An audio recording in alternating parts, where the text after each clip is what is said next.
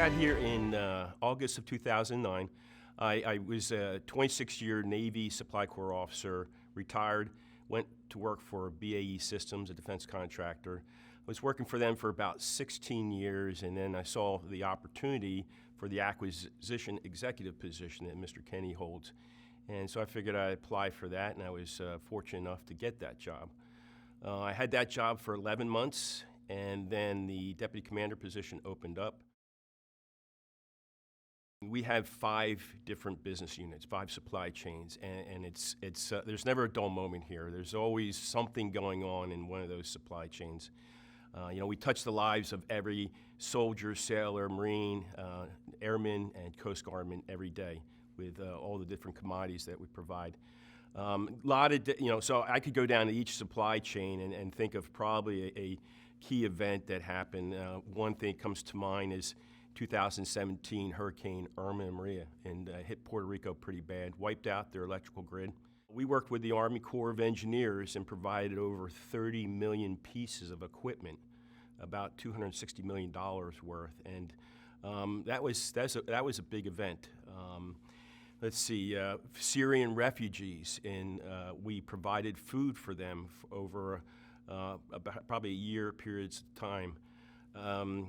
We support the wildland firefighting effort. I know back in 2017 again, we were at PLL 5. That's the highest level of fire alert. We provided enough hose to go from Philadelphia to LA and halfway back because it was that bad of a fire season. What other? Ebola. West Africa, we supported both with the C&E. We were helping to build hospitals there, of course, medical supplies, and then we were providing PPE through C&E too. We're growing in the whole of government business. That's probably one area where we're seeing more. We've always helped out FEMA during hurricanes, but we're now working with the VA.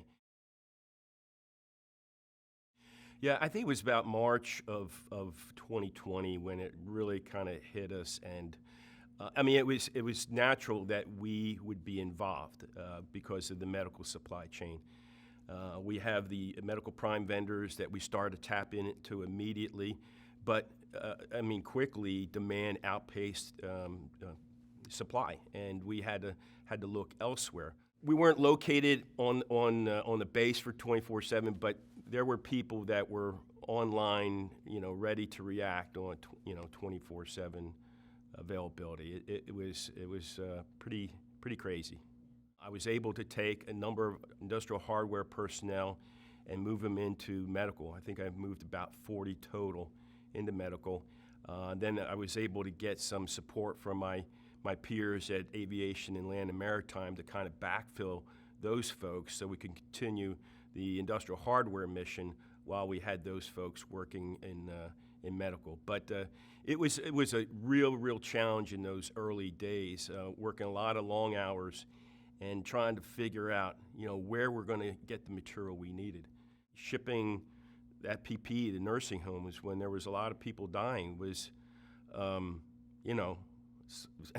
incredibly important mission, something that we couldn't fail at, and I probably lost some sleep over the last year supporting this effort. But if I had one thing out of the last 12 years that probably really sticks out is the support of COVID, and how do I provide enough people to medical or to the other supply chains to be able to get the job done?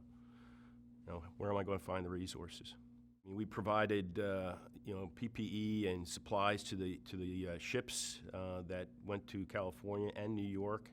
The Javits Center, we provided all the supplies and pharmaceuticals to the Javits Center when they opened up that facility there. So early on it was a real struggle. Well, we're also shipping the vaccine across the world to all the military bases.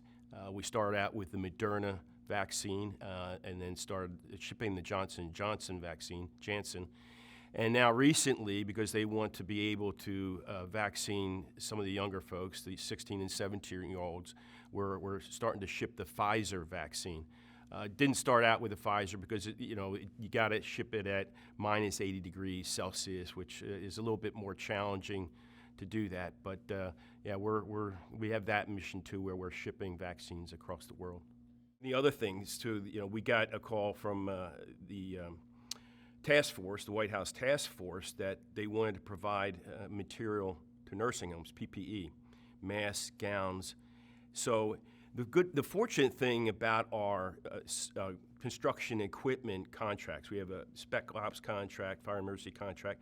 They're very broad and very flexible, and we were able to quickly hire a contractor that would provide all of that material, and we shipped it out to 15,000 locations. We bought enough PPE for about a month's worth to cover all 15,000 nursing homes. So that was a huge deal.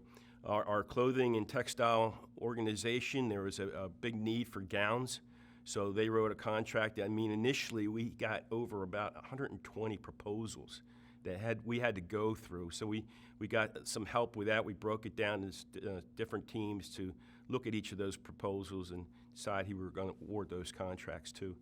This is a contingency operation that has lasted over a year, and it's been high tempo. It's, once again, no-fail mission.